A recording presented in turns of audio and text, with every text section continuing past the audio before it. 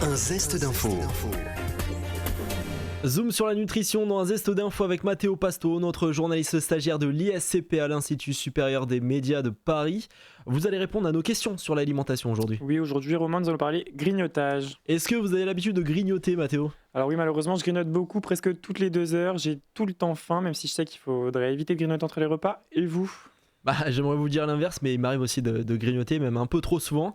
D'ailleurs, je vais vite cacher la barre chocolatée qu'il y a dans le champ de la caméra.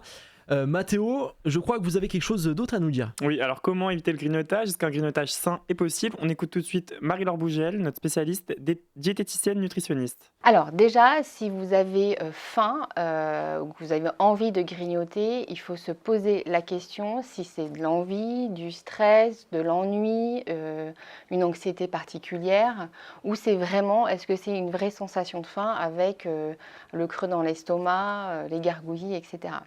Donc si c'est dû à une émotion, on va dire, c'est vraiment essayer, par exemple, quand ça nous arrive à la maison, de trouver des petites activités qui sont simples et rapides à avoir sous la main. Par exemple, du dessin, écouter un podcast, de la musique, prendre un livre ou simplement aller marcher. Et en fait, quand vous êtes dans cette situation-là, c'est de pratiquer cette petite activité, ce qui va vous permettre à votre cerveau de passer à autre chose, en fait, et de ne pas passer par la case cuisine.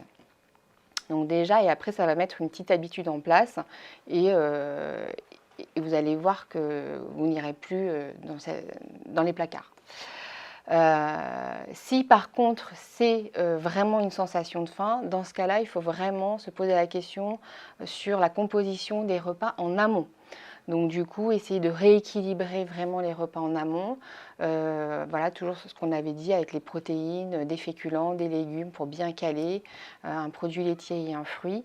Et si vraiment vous avez besoin de mastiquer, de faire une petite pause, dans ce cas-là, on n'est pas sur un système de grignotage, il faut vraiment s'asseoir pour faire une vraie collation. Et moi, ce que je vous conseille, c'est de prendre une petite poignée d'amandes, noix, noisettes, non grillées, non salées. Ça permet de bien caler, c'est riche en calcium, en fibres, etc. Donc, et ça a un index glycémique égal à 0. Donc ça n'influe pas sur votre pancréas, donc c'est plutôt bénéfique pour la santé.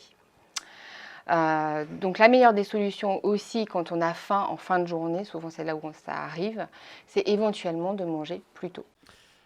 Merci Matteo Pasto pour ces informations. Vous pouvez retrouver cette chronique en audio et vidéo sur notre site internet et notre application Radio Sensation.